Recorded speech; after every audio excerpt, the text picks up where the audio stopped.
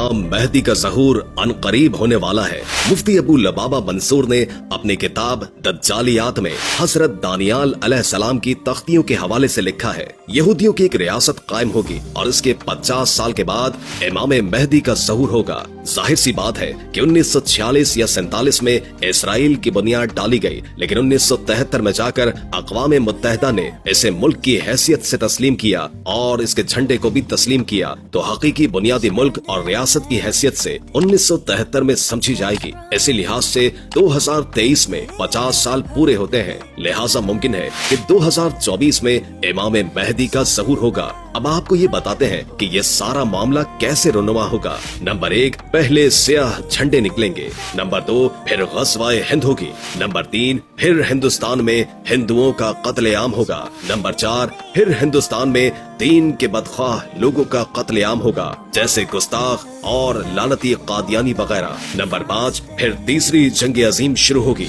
Number 6, फिर कुस्तुनतुनिया मुसलमानों के हाथों से निकल जाएगा। नंबर 7, फिर सुफियानी का ज़हूर होगा। नंबर 8, फिर हजरत इमाम मेहदी का ज़हूर होगा। नंबर 9, फिर सुफियानी का लश्कर हजरत इमाम मेहदी से लड़ने चलेगा, तो मक्का मदीना के दरमियान मकाम बेजा पर जमीन में धंसा दिया जाएगा। नंबर 10, फिर बनु कल्ब का लश्कर इमाम मेहदी के हाथों शिकस्त खाएगा, जिसको लौटने का हुक्म रसूल अल्लाह ने दिया है। नंबर 11, फिर मशरिक से स्याह झंडे अरब की तरफ तूफान बनकर उठेंगे। अरब को बचाने के लिए सारे यहूदी मैदान में आएंगे और स्याह झंडों के हाथों बुरी तरह तबाह होगी। नंबर 12, फिर हुज्जाज मुकद्दस का मुहासरा तोड़ने के लिए खलीज फारस के नजदीक स्याह झंडे दज्जालियों से बड़ा जबरदस्त मुआरका लड़ेंगे और मुहासरा तोड़ देंगे।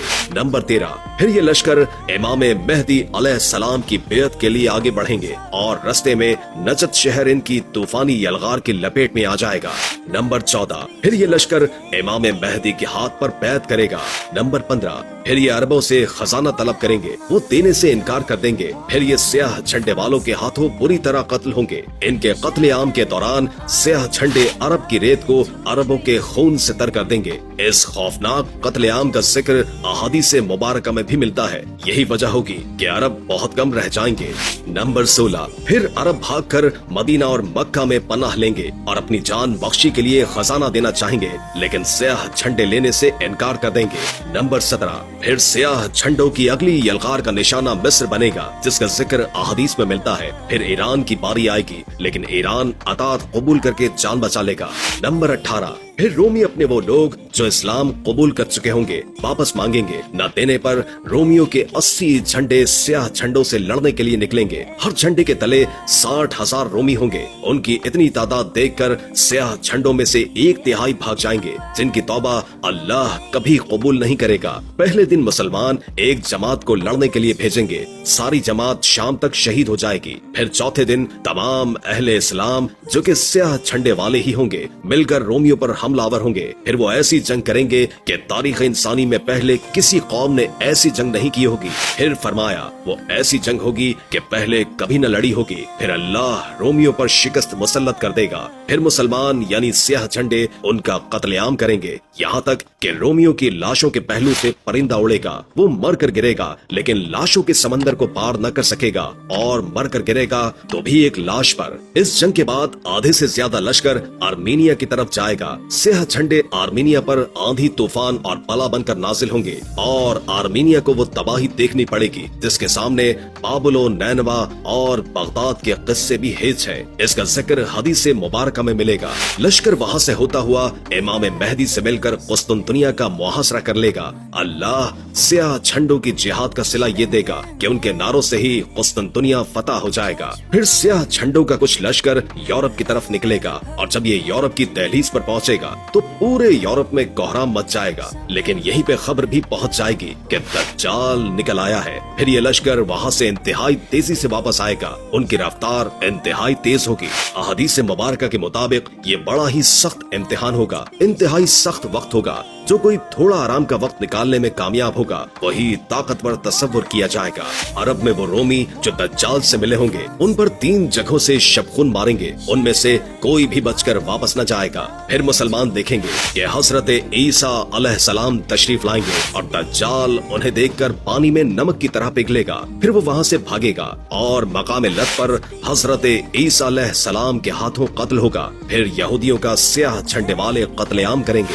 यही वक्त होगा जब मोमिनीन मशरिक से लेकर मगरिब तक फतूहात के झंडे लहरा रहे होंगे और अल्लाह ने सूरह बनी इसराइल में जो वादा फरमाया था पूरा होगा, यानी कुफ्र सरकशी करने वाली कोई भी बस्ती ऐसी नहीं जिसे हम रोजे कयामत से कबल ही तबाह बर्बाद न कर दें। फिर हजरत ईसा अलैहिस्सलाम को हुक्म होगा कि कोहे दूर पर जाकर किला बंद कर दें।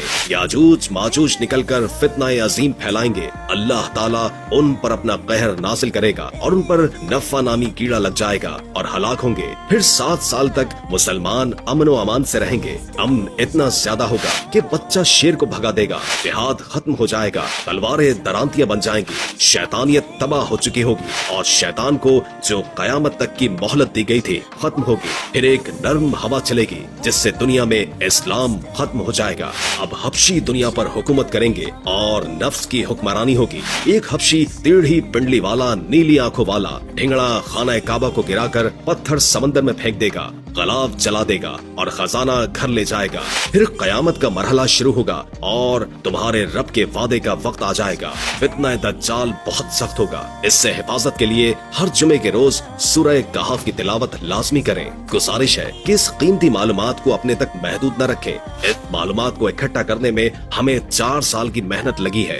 कयामत कब आएगी कोई पता नहीं, तो क्या आपने इसकी तैयारी कर ली है? असल इल्म अल्लाह रब्बुल इज्जत के पास है। बेशक हमें तैयारी करनी है, कोशिश करनी है, गौर व फिक्र करना है, खुद को और नस्लों को इस फितने से बचाना है इंशाअल्लाह ताला। बहरहाल मालूम हुआ कि ये 2 साल उम्मत मुस्लिमा के लिए बड़ी अहमियत के हामिल है। अल्लाह तबारक व ताला उम्मत मुस्लिमा को दज्जाली फितनों और साजिशों से हिफाजत फरमाए। आमीन सुम्मा आमीन। वीडियो अच्छी लगे तो सदका जारिया समझकर शेयर कीजिए ताकि दूसरे मुसलमानों का भी फायदा हो। चैनल पर नए हैं तो चैनल को सब्सक्राइब कर दें और बेल के बटन को दबा दें ताकि हर नई आने वाली वीडियो आप तक पहुंच सके। अल्लाह हाफिज।